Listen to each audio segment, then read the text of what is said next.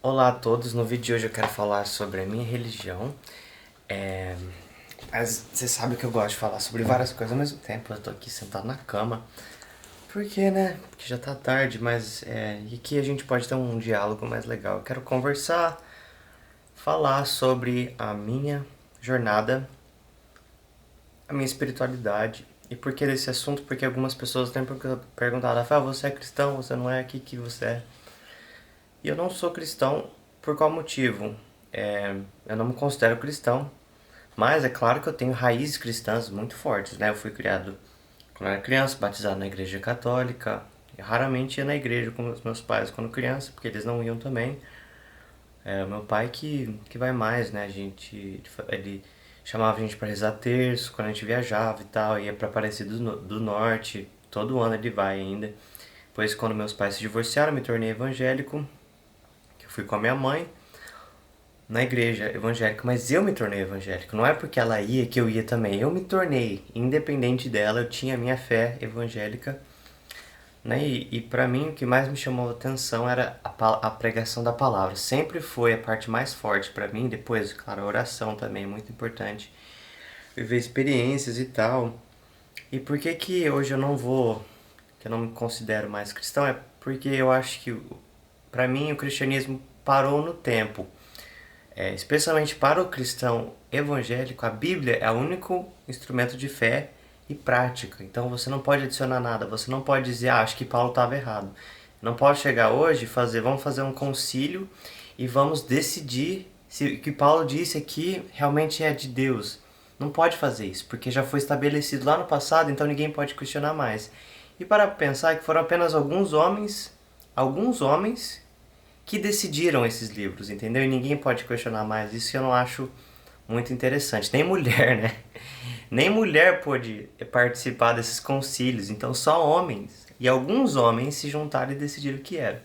Na Igreja Católica ainda tem, né? Você ainda pode mudar algumas coisas, porque a tradição da Igreja também interfere naquilo que é considerado a palavra de Deus, aquilo que é considerado a doutrina. E algumas coisas podem mudar com o tempo, né? Podem ser reinterpretadas pela igreja, não pelos membros da igreja, mas pelo magistério, né? Que é chamado, salvo engano, né? Se alguém que é católico aí tiver melhor conhecimento, que me fale. Mas então eu tive essa experiência, né? E algo assim muito interessante foi quando eu li a Bíblia a primeira vez, eu li sobre predestinação lá no livro de Romanos. Eu falei, o que é esse negócio de predestinação? E aí eu me deparei com o calvinismo, né? Foi a primeira vez que eu me deparei com o calvinismo, que prega, uma parte do calvinismo prega que algumas pessoas são predestinadas a serem salvas e outras são predestinadas ao inferno.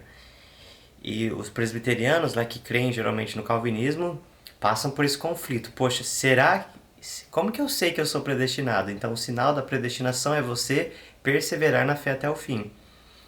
E eu me lembro que eu me senti muito humilhado assim diante de Deus, pensar, poxa, eu não é ou eu fui escolhido ou eu não fui. Não depende de mim, depende totalmente de Deus. Eu me senti muito humilhado assim, no sentido de, uau, né, Deus é tão grande, é tão poderoso, não tem nada que eu possa fazer. Paulo fala: "Quem você é, homem, para discutir com Deus? Será que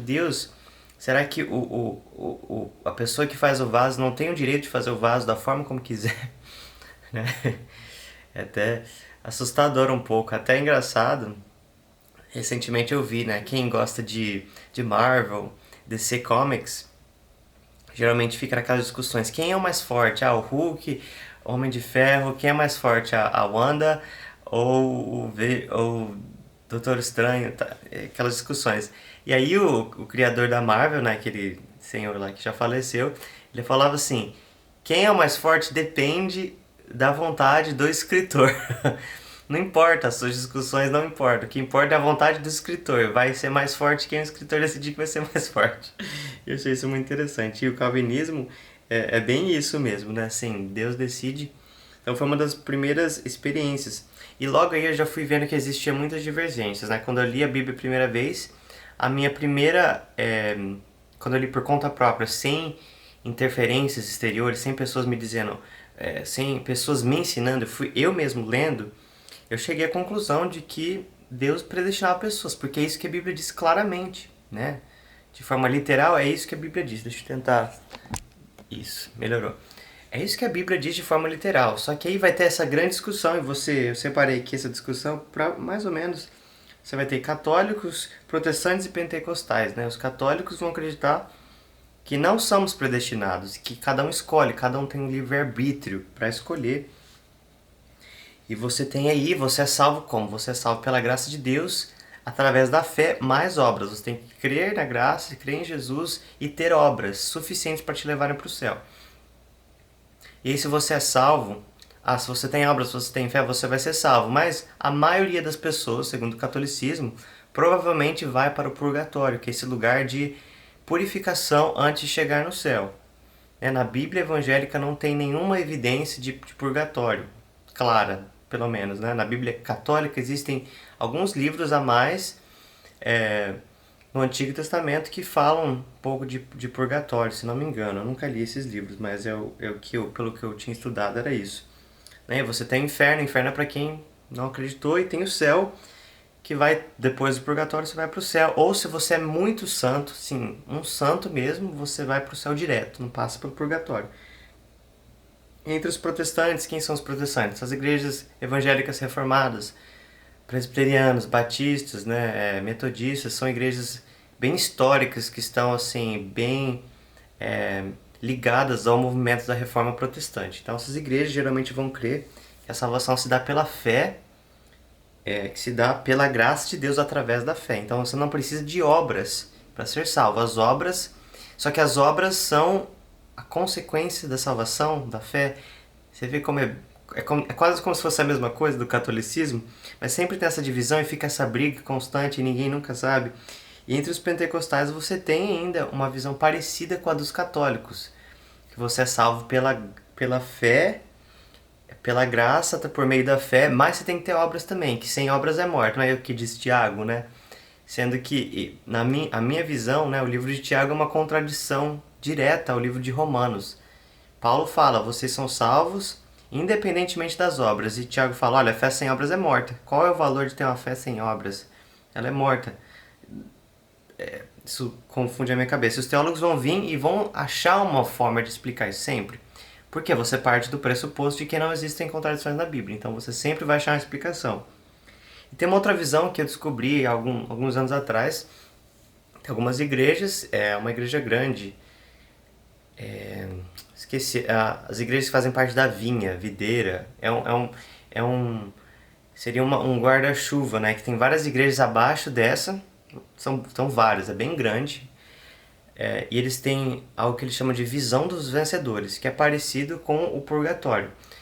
Segundo eles, quando todo cristão, toda pessoa que tiver fé em Jesus é salvo automaticamente, não tem erro. Vai ser salvo, não importa o que você fizer da sua vida depois disso. Se você creu de verdade, você vai ser salvo.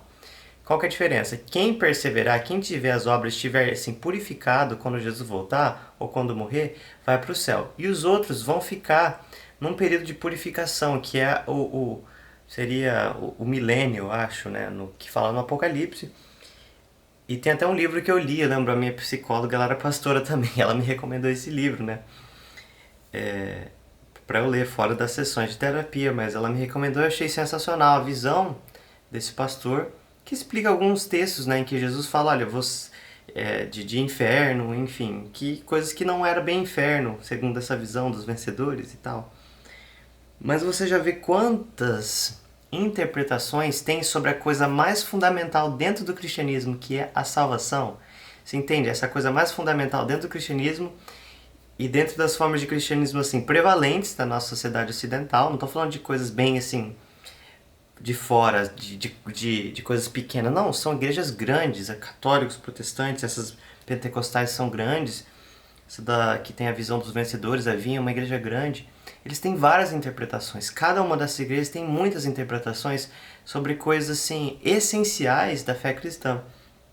Eu me lembro de um debate. Eu gostava muito de ler debates no Orkut. Então tinha um debate, era um adventista e um pastor protestante. Alguma coisa ali. E um pastor protestante, eles estavam fazendo esse debate sobre salvação. Inferno, na verdade, Segundo a visão prevalente no cristianismo, dos evangélicos, eu acho, os evangélicos em geral, O inferno, o que é o inferno? É um lugar de tormento eterno. É um lugar que as pessoas, almas não salvas, vão pra lá e vão ficar pelo resto da eternidade sofrendo. Sem fim. E quando você pensa nisso, poxa, que pecado que é esse, que é tão ruim, que você tem que pagar pelo resto da eternidade, né? Eu acho que não faz sentido, né? Não é o olho por olho, dente por dente, até faz sentido, né? Você matou, tá bom, você perde a vida. Você tirou um olho, você vai perder o olho. Agora, você pecou na Terra, você vai sofrer pelo resto da eternidade? Eu acho que não faz muito sentido. Mas na visão adventista, eu acho que é adventista. Se alguém for adventista e estiver falando errado, me corrija. É de que o inferno será um lugar de aniquilação. Não vai ter sofrimento eterno. As almas que foram para o inferno serão destruídas. E eu estava vendo esse debate, acompanhando esse debate, e o pastor protestante, ele não conseguiu defender o seu ponto. Chegou um momento, ele é muito inteligente, é pastor de uma igreja de Curitiba, muito inteligente, o cara assim, muito inteligente, alto nível de debate. E chegou no final do debate e falou, olha, eu acho que eu não tenho mais argumentos, porque o que você falou não dá para eu refutar. Ele não falou que ele mudou de opinião, mas ele falou, olha, eu não tenho argumentos, porque o adventista tava mostrando versículos e me convenceu também. Desde então, né, isso faz muitos anos, época do Orkut, eu já não creio muito, eu não cria mais nessa doutrina de que o inferno é lugar de sofrimento eterno. Até porque a Bíblia não fala de sofrimento eterno. Na Bíblia ela fala de destruição. A gente teria que estudar a fundo, dá pra falar nesse vídeo sobre isso, até porque eu nem lembro mais tudo que eu estudei sobre isso. Mas é muito interessante, se você for estudar os textos a fundo, você vai ver, pelo menos a minha opinião, eu acho que a visão mais correta da Bíblia, que não existe sofrimento eterno, existe destruição de almas ali, segundo esse inferno da Bíblia. Até que inferno, né? O que é inferno na Bíblia? Jesus fala de Gehenna, que era tipo um lugar onde havia, acho que era tipo um lixão, não sei se era um lixão, acho que não era um lixão, mas Gehenna era um lugar que existia, realmente, na Bíblia. Ué, mas se existia, por que chamaram de inferno, né? Às vezes a Bíblia usa Hades, que faz referência ao deus grego, o deus do submundo. No Antigo Testamento, o inferno é traduzido por Seol, ou Sheol, que é um lugar que não era bem inferno, os judeus não tinham esse conceito de inferno, tinham o conceito de morreu, acabou, é isso. E é um tema muito interessante, assim, mas você vê o tanto de divergências, né? Como eu disse, eu acredito que a Bíblia está defendendo um inferno de destruição e que a gente aprende essas coisas. Quando você estuda a história da igreja, você vê de onde que vem esses ensinamentos, como o arrebatamento também, que ao meu ver não é um ensino bíblico, ao meu ver não está na Bíblia, arrebatamento, né? Embora todo mundo ensina isso, é um ensino muito recente que começou assim no século XX, começou a se falar nisso, ou no século XIX. E aí saíram esses filmes que tem nos Estados Unidos, Deixados para Trás. Isso tudo entra na cabeça das pessoas, as pessoas passam a acreditar nessas coisas. Elas não têm esse conhecimento direto da Bíblia, direto de uma interpretação da Bíblia e do estudo da Bíblia. Elas têm do que foi passado pelas igrejas. Então você vê, você tem a Bíblia. Primeiro você tem pessoas que escolheram a Bíblia, alguns poucos homens que escolheram a Bíblia. Depois esses homens vão passando conhecimento que vai sendo ensinado de igreja para igreja, de igreja para igreja. E as igrejas ensinam o povo. As pessoas não vão atrás do conhecimento em si. Né? Você conhece algum cristão que realmente vai atrás de entender a Bíblia em si, de pegar, assim, que não seja um pastor ou um teólogo, né, que realmente vai atrás de entender nas origens? E aí você vê que muita coisa é ensinada. Especialmente nas igrejas pentecostais é tudo ensinado. As pessoas, os membros das igrejas não vão atrás de entender a Bíblia na fonte. Ou seja, de ler a Bíblia por si próprio. E hoje em dia, e como a Bíblia é um livro difícil, as pessoas vão muitas vezes usar Bíblias de estudo. E a Bíblia de estudo vem com uma interpretação, né? Muitas vezes ela vem com uma interpretação ou vem de uma linha teológica bem clara. Tem algumas Bíblias de estudo muito boas que falam de várias interpretações. E enfim, isso tudo eu acho um tema muito interessante. Mas você vê aí que tem muita discussão. Isso tudo me incomodou por muito tempo, porque eu não conseguia viver nessa contradição toda. Mas quem que tá certo? E aí minha mãe sempre tinha, minha mãe interessante, sempre teve uma fé muito mais descomplicada. Ela falava, eu sinto as coisas, eu sinto as coisas, eu sinto Deus. E por que eu não podia sentir da mesma forma que ela? Porque tinha coisas que eu acreditava, né, coisas que eu sentia que não faziam sentido dentro do contexto religioso que eu vivia. E aí é esse ponto que eu vou chegar, né? Que é a questão da homossexualidade, eu ser gay. É, isso era contrário à visão das pessoas, à visão da igreja, à visão até da própria da Bíblia. A Bíblia, eu acho que a Bíblia, ao meu ver, a interpretação que eu tenho, que a Bíblia é contrária à homossexualidade. Mas do meu sentir, na minha experiência, eu não conseguia ver nada de errado. Eu não consigo ver diferença nenhuma entre a pessoa viver uma relação de compromisso com o mesmo sexo ou com o sexo oposto. É claro, você não pode ter filho, né? Se você não pode gerar filhos com o sexo oposto. Mas isso não quer dizer que você não é produtivo num sentido filosófico. Você pode adotar, você pode ajudar a humanidade de outras formas, você pode reproduzir de outras formas, passando bondade, ajudando pessoas, enfim. Eu não consigo ver que essa era a visão de Deus, apenas você precisa reproduzir, você precisa estar num casamento para reproduzir. Se fosse assim, casal que não se reproduz está em pecado, está errado. Essa seria a lógica, né? Lembro até de numa igreja que eu frequentava, numa presbiteriana, tinha esse pastor que era muito conhecido, é muito conhecido, famoso na cidade, na região, talvez até no Brasil. E ele tem sua mulher, já estão casados há anos, mas eles não têm filhos, ou não tinham, pelo menos na época que moravam no Brasil. E não tem interesse. E algumas pessoas meio que ficavam assim, criticavam, né? Por que eles não têm filhos? Não era pra ter filhos? E foi o fato de eu ser homossexual que me impediu de viver muitas vezes uma religiosidade, uma espiritualidade que eu pudesse apenas sentir. Porque o meu sentir não é válido. Você vê que interessante, né? Por isso que eu falo muito da subjetividade aqui. O seu sentir não pode vir e me impor sobre mim, porque é subjetivo. Sentir é subjetivo. Aquilo que eu sinto de Deus é subjetivo. O que eu sinto, ainda que venha do alto, passa por toda a minha estrutura, por todos os meus conceitos, a forma como eu fui criado, os meus traumas, a minha genética. Vocês conseguem entender? Ainda que venha dos céus, aquilo que estou sentindo, ela passa por toda a minha estrutura do que é o meu ego, do que é o meu ser. Então eu não posso impor isso ao outro. Por isso que eu falei num vídeo passado que cada um tem a sua verdade. E teve um comentário falando, olha, eu não acredito, Jesus é o caminho, a verdade e a vida. Ninguém vem ao Pai senão por mim. Eu não estou dizendo que eu não acredito numa verdade absoluta sobre tudo, sobre o universo. Eu acredito. Acredito que existe uma verdade absoluta, mas nenhum ser humano sozinho, ao meu ver, consegue ter a noção perfeita da realidade. A realidade é muito grande. Para um ser humano só falar, eu descobri tudo, eu sei tudo. É isso e pronto. É dessa forma e ponto.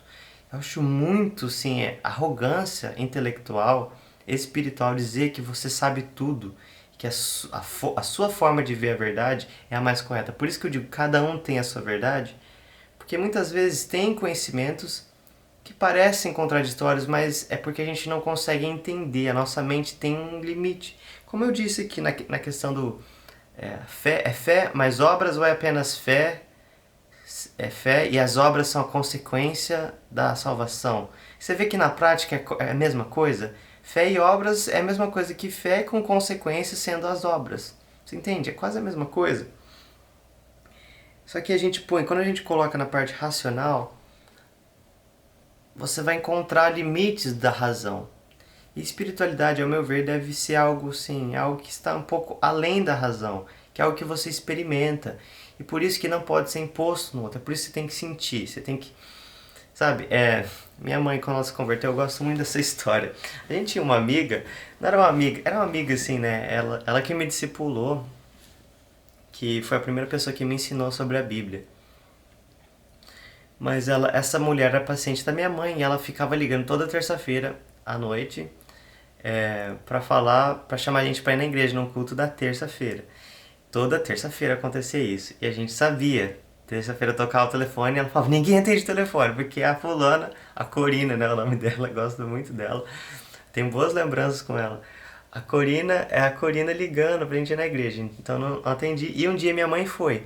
Isso faz muitos anos, era a época que ser evangélico era algo vergonhoso, né? Não sei se vocês lembram, há uns 15 anos atrás era vergonha você falar que em igreja de crente, né? Era vergonhoso. Hoje não, hoje tá na moda popular.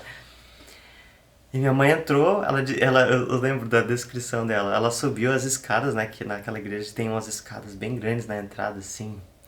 E ela olhou pra esquerda, olhou pra direita pra ver se não tinha ninguém olhando. Ela entrou e ela começaram a tocar as músicas e ela disse que sentiu um negócio bom assim no coração.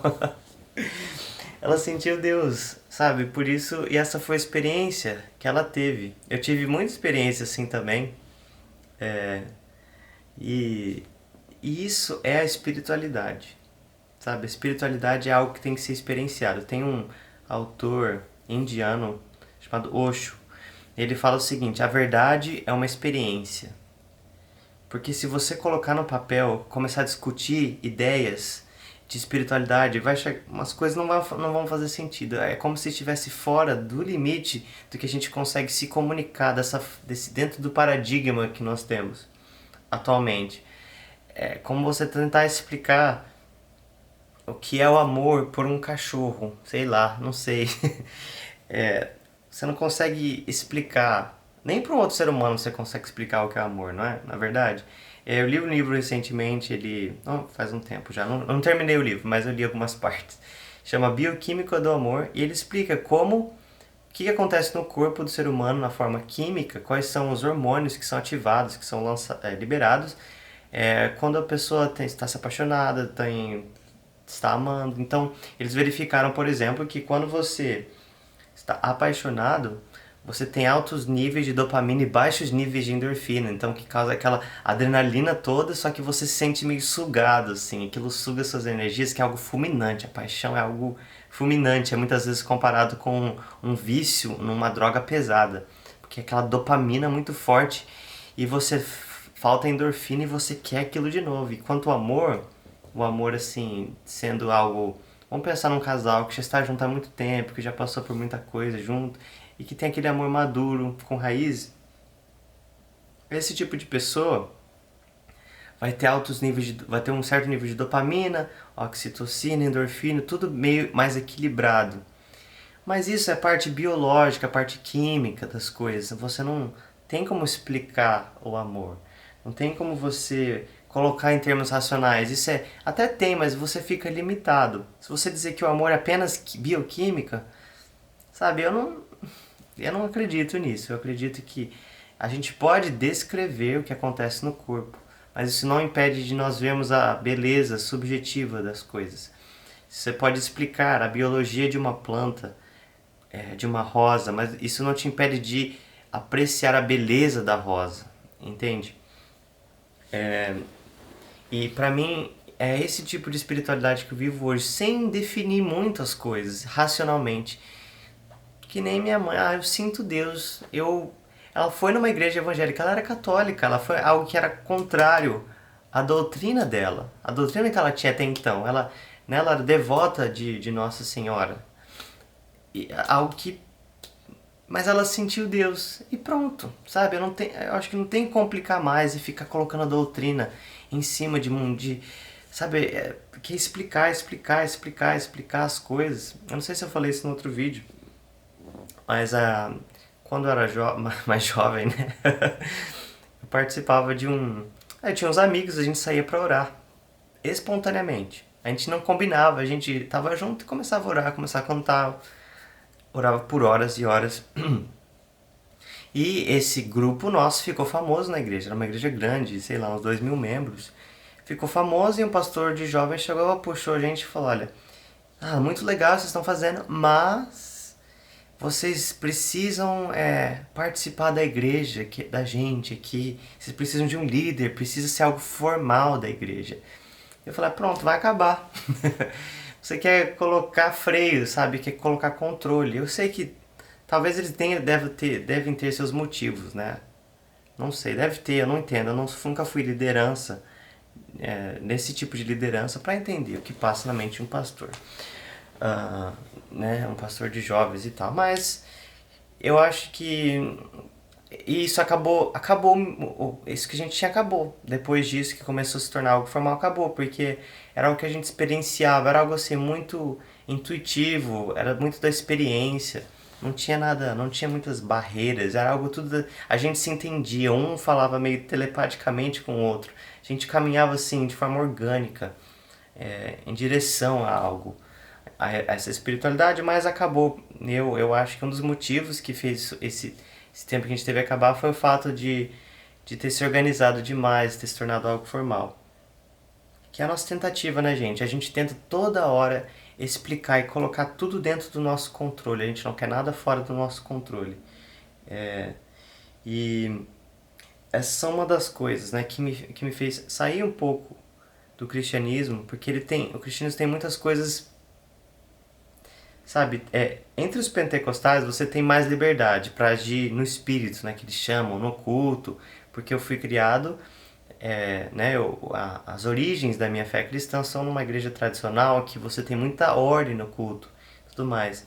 Por isso que eu nunca gostei muito de ir no culto, eu não gosto das formalidades, eu não gosto de, você tem que ir no culto domingo e pronto. Eu gostava mais das células, né, que são os grupos pequenos, porque ali você fala com pessoas, ali você tem oportunidade de ser mais aberto. Mas algo que não existe na igreja evangélica e também no catolicismo, né, que eu acho que não, não existe espaço para diálogo. Você tem ali aquela doutrina feita e pronta, e você não tem espaço para diálogo. Você não tem espaço para falar, olha, acho que Paulo estava errado aqui. Eu acho que acho que o que Paulo falou se aplicava apenas naquele contexto. Eu acho que o que Paulo falou era apenas porque ele tinha essa mente da época. Mas eu acho que hoje a gente não pode ter mais. E isso parece tão simples, não é? Se eu sou assim, geralmente, não é pra tudo, mas se eu tenho uma visão sobre algo e alguém vem e me explica, fala, mas essa visão, mas e isso? Isso aqui? Se eu acho que faz sentido, eu vou falar, poxa, eu vou pensar sobre isso e posso mudar de opinião ali na hora. Porque eu não quero ter compromisso com dogmas, eu quero ter compromisso com a verdade. Eu acho que essa é a minha religião. É ter compromisso com a verdade, ter compromisso com.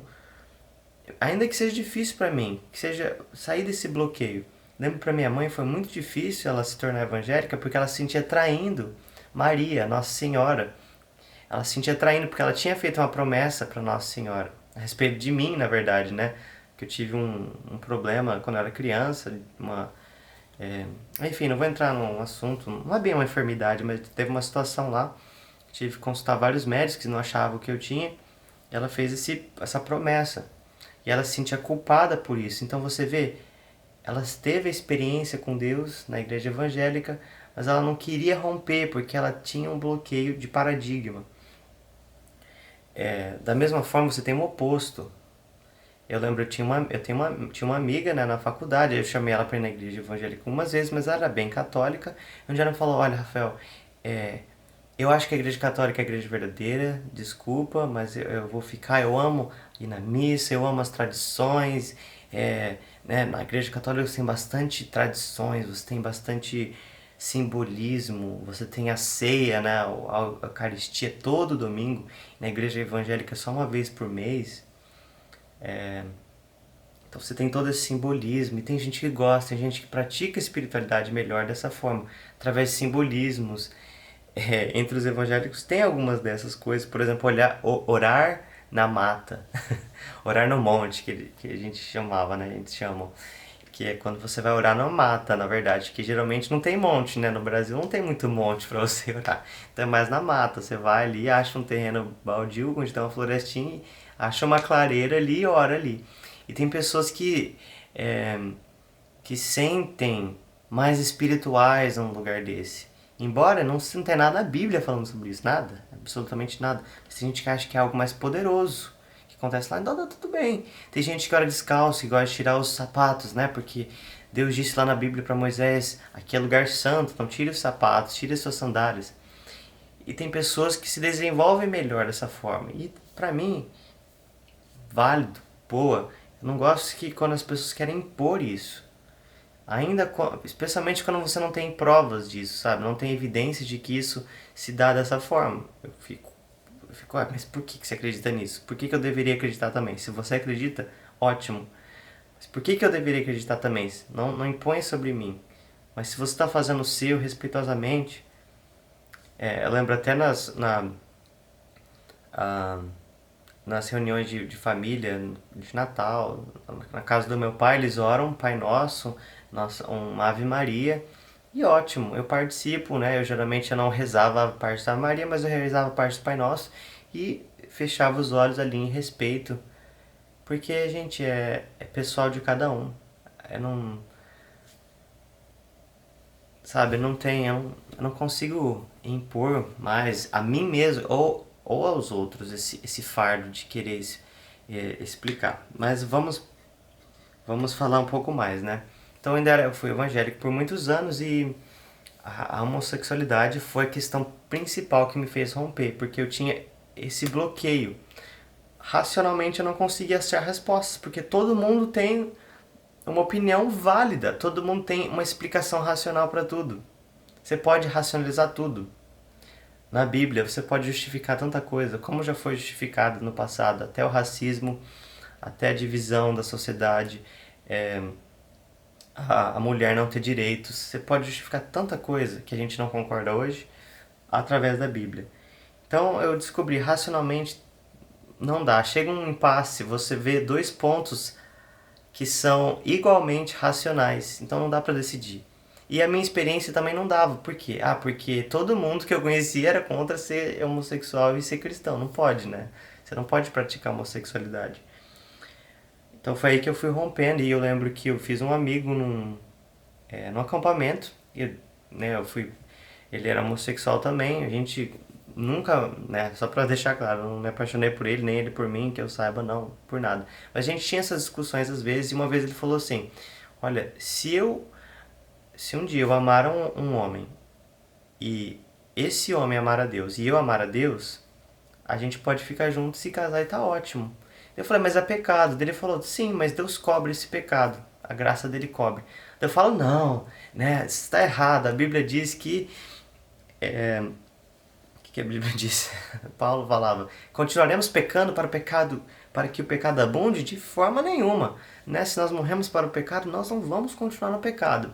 E ele não tinha o que responder, mas era essa experiência dele. E por fim ele falou assim, mas eu sei que Deus me falou, revelou para mim que eu vou casar com mulher e pronto. Tá, enfim, eu deixei pra lá, mas isso plantou uma semente na minha cabeça, né? E eu li um livro do Alan Chambers, já falei isso em outro livro. Alan Chambers foi o último fundador, o último presidente da Êxodos Internacional, que é uma organização, foi a maior organização para homossexuais cristãos do mundo.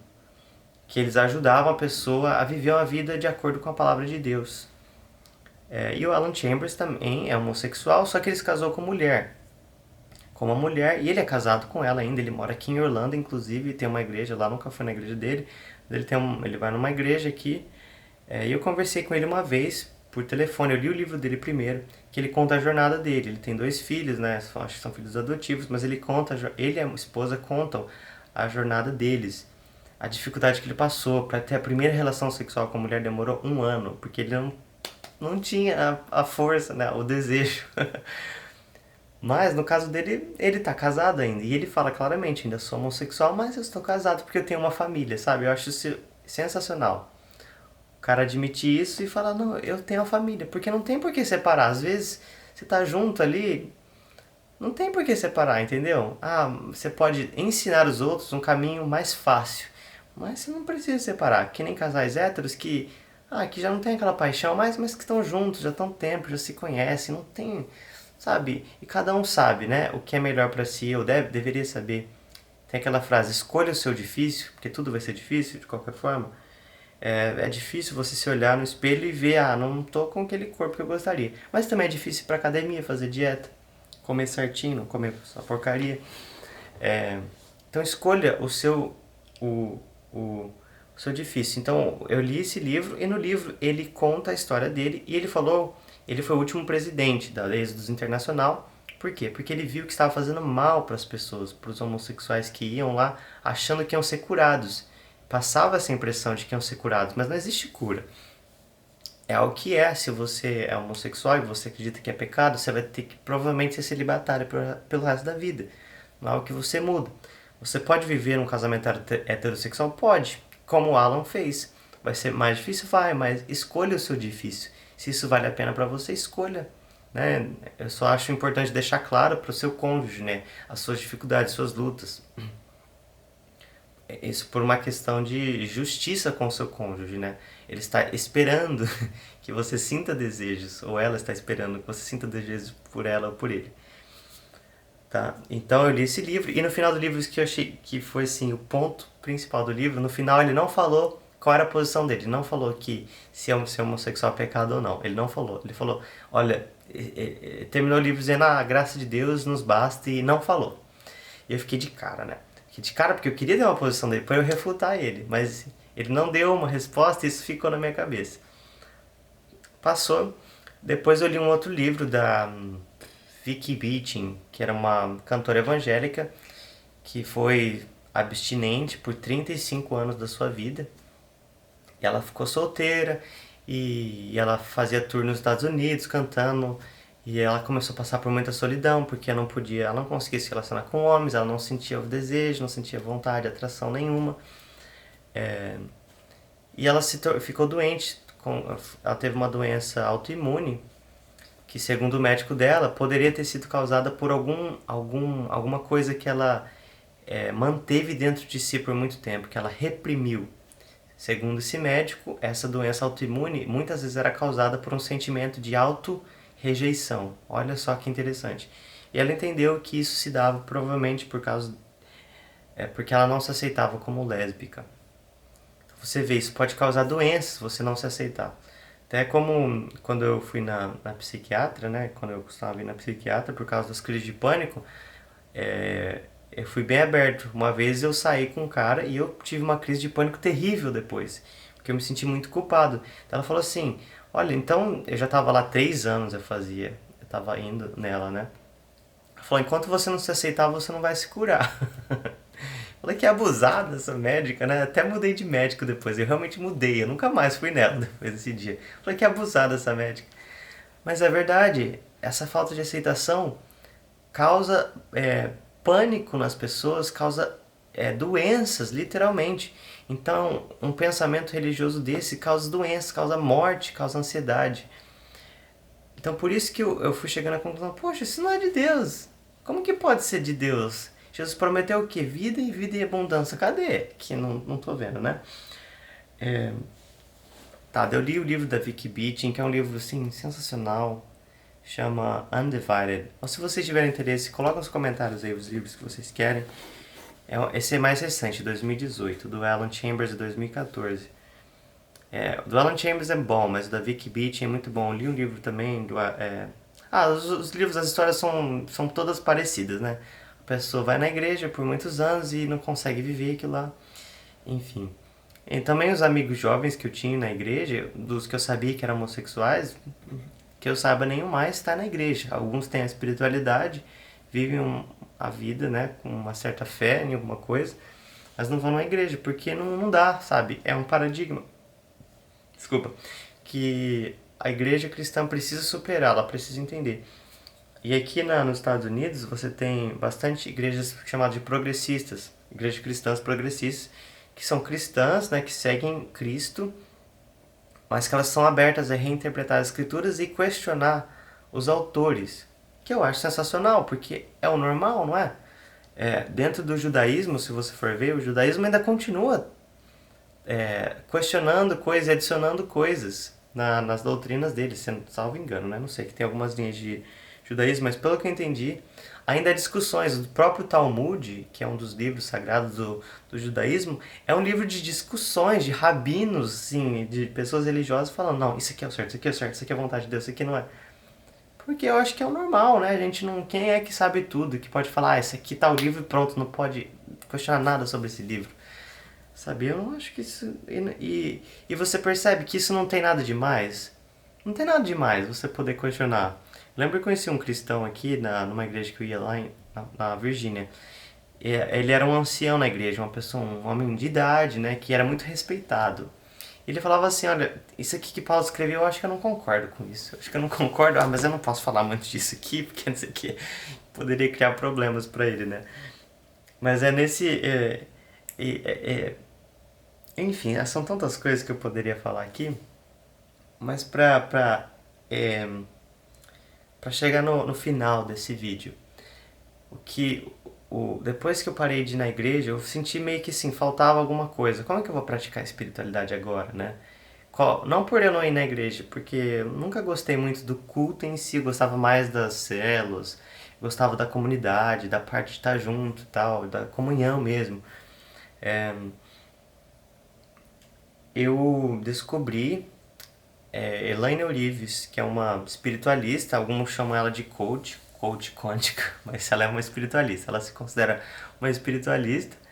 É, Vi pelo Instagram, não sei. Na verdade, foi um amigo que me recomendou uma coach primeiro, que era cristã. E ela falava umas coisas, eu falei, isso não é muito cristão, né? Porque nunca vi isso na Bíblia, mas enfim, não vou julgar. E umas coisas que eu não acreditava, né? De energia, de física quântica, que não é exatamente física quântica, eles chamam de física quântica, mas os físicos quânticos vão dizer que não tem nada a ver com física quântica. Mas isso é outra história. E a Elaine Orives, eu conheci depois a Elaine Orives, acho que foi no Instagram, não sei onde eu vi. E ela tinha um curso, e eu comecei, esse curso começa com algo chamado Holocine, que ela passa vários filmes, né? Ela vende um curso. E sensacional a forma como o marketing dela é muito bom, né? Só pra abrir um parênteses aqui pra quem gosta de marketing das mídias sociais, Elaine Orives ela faz isso muito bem. Então eu vi a Elaine Orives, esse Holocene, ela conta um pouco da história dela, que ela vivia em depressão, que ela tinha filhos e ela queria se matar, tanta coisa, só coisa ruim acontecendo, e como ela se transformou através do conhecimento que ela adquiriu. Ela cita vários autores e eu comprei o curso dela. É um curso até caro, né? Acho que estava entre R$ 2.000 na época. E eu comprei porque eu pensei, poxa, ela faz. Tinha uma garantia de 15 dias. Se você não gostar do curso, a gente devolve o dinheiro dentro de 15 dias e pronto. Né? Falei, tá bom, que eu tenho a perder. Se esse curso não for pra mim.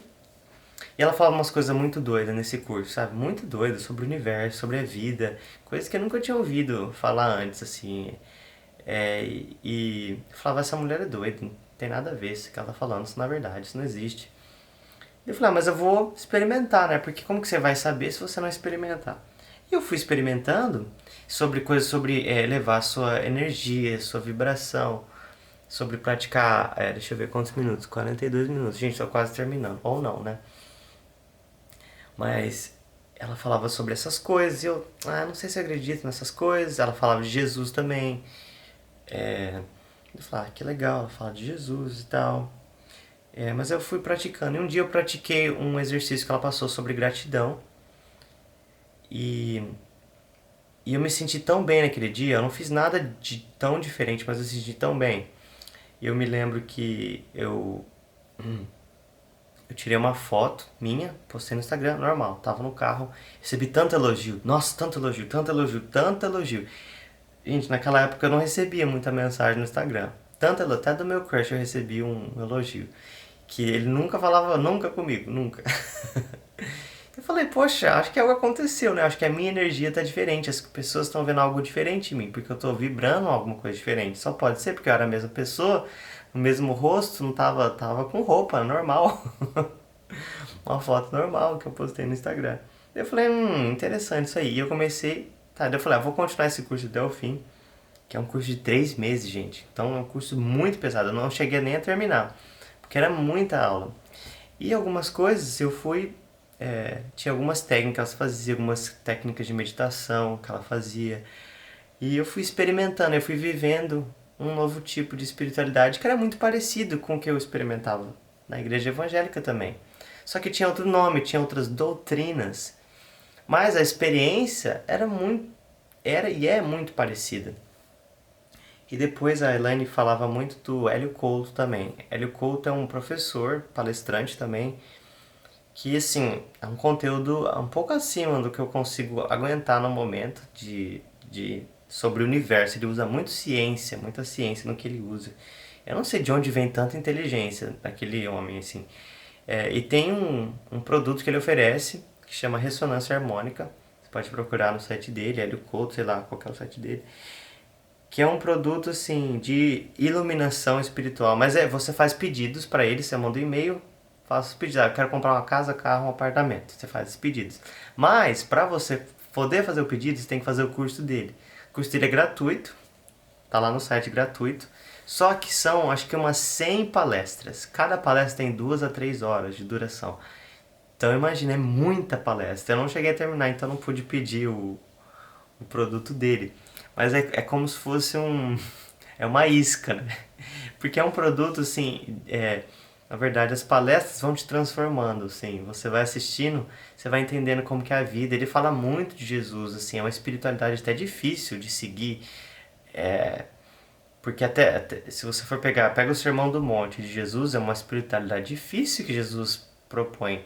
Infelizmente, não se prega muito sobre o Sermão do Monte, se prega mais sobre sexualidade dos outros, né, que as pessoas estão fazendo entre quatro paredes, do que o Sermão do Monte, do que ajudar os outros, do que você ajudar o mundo, que é o que Jesus falou muito no Sermão do Monte, negar-se a si mesmo e tudo mais. Então é uma coisa difícil. O do Hélio Couto, eu não faz um tempo, muito tempo que eu não assisto mais as palestras, não cheguei a terminar. Mas uma coisa que ele fala é que assim, para experimentar, ele fala muito disso aí de você ter tantas diferenças entre religiões. E a única forma ele falou assim, quem que vai dizer que é verdade? E que o cara disse não sei quantos milênios atrás é verdade. Você tem que experimentar, você tem que pôr em prática para ver se aquilo funciona, não é? E tem coisas do cristianismo que eu guardo até hoje, porque pus em prática funcionou. Tem coisas que eu pus em prática não funcionou, então eu acho que eu não vou continuar com essas. Talvez estejam erradas, né? Seria a conclusão lógica, racional. E ele fala sobre isso, tem que experimentar algumas coisas. Então, a minha religião se tornou isso. Que não é bem uma religião, é uma espiritualidade. Em que eu não fico definindo muito as coisas. Nem Deus eu defino. Quem sou eu para definir quem é Deus, sabe? Eu não acho muito difícil. Quem que é Deus? Eu gosto muito da monja Coen, eu acho que ela chama assim, né? Ela é bem famosa no YouTube. Ela pratica o budismo e ela falou uma vez, perguntaram para ela, é possível ser ateu e ser budista? Ela falou, olha, o budismo não tem conceito de Deus. O que significa? Significa que ser budista é ser ateísta? Não.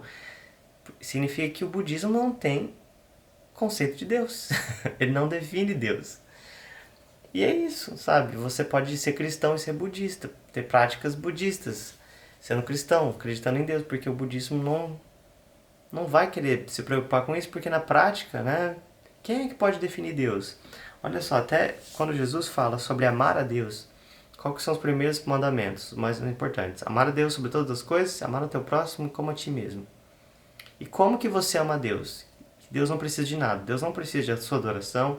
Deus não precisa da sua santidade. Deus não precisa de nada que você pode oferecer. Como que você adora a Deus? Jesus, eu acho, né, vendo o que Jesus falava, que você só pode amar a Deus amando ao próximo. Por quê? Tem um versículo que Jesus fala assim, no dia do julgamento muitos me dirão, Senhor, em teu nome não profetizamos, em teu nome não fizemos milagres. Jesus disse, eu nunca vos conheci, apartai-vos de mim, vocês que praticam iniquidade. Né? Porque eu estive nu, vocês não me deram de vestir, estive na prisão, vocês não foram visitar, estive enfermo, vocês não cuidaram de mim.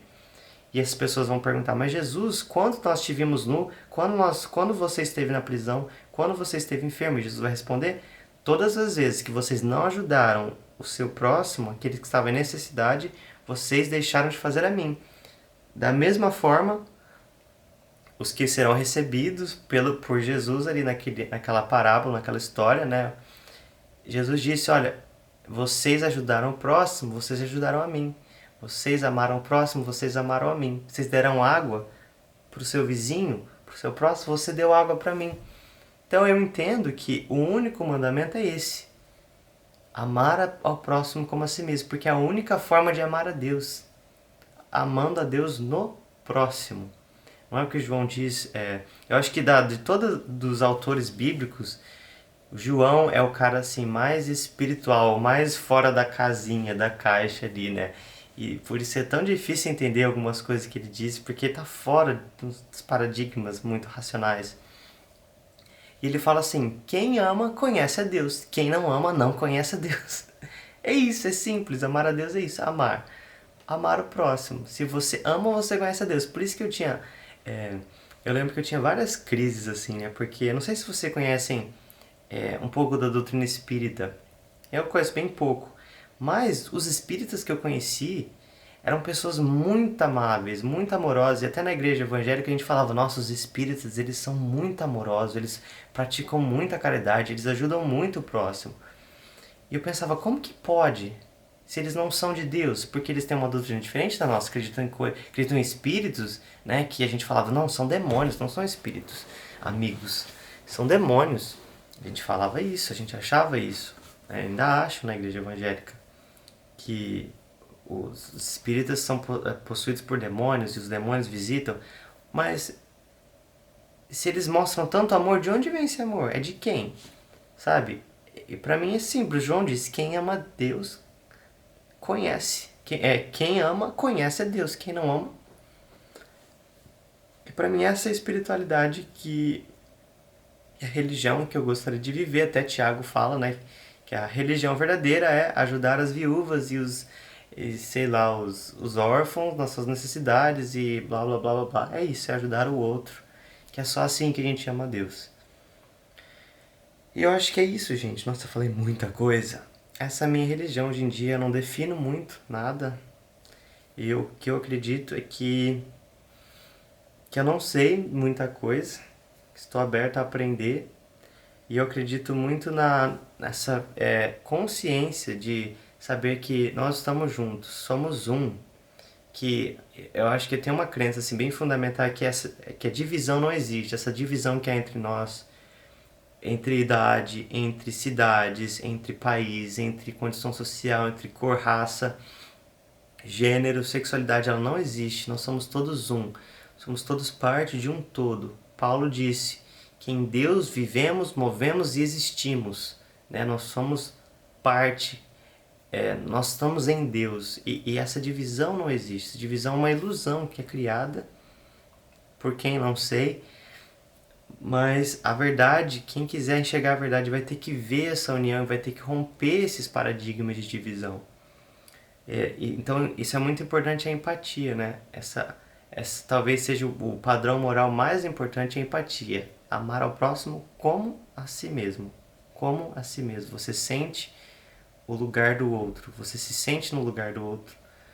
E quando você se sente no lugar do outro, você vai pensar diferente. Quando você se coloca no lugar do outro, você vai julgar menos. Você vai estar pensando: ah, uau, diferente. Então é isso, gente. Nossa, tem tanta coisa pra eu falar ainda que eu tive assim muitas experiências legais, assim, de sentir muita paz, de sentir assim completo, assim, tanto na igreja evangélica como em casa sozinho, como às vezes contemplando um pôr do sol, às vezes ouvindo uma música que não necessariamente é cristã, que não necessariamente é religiosa.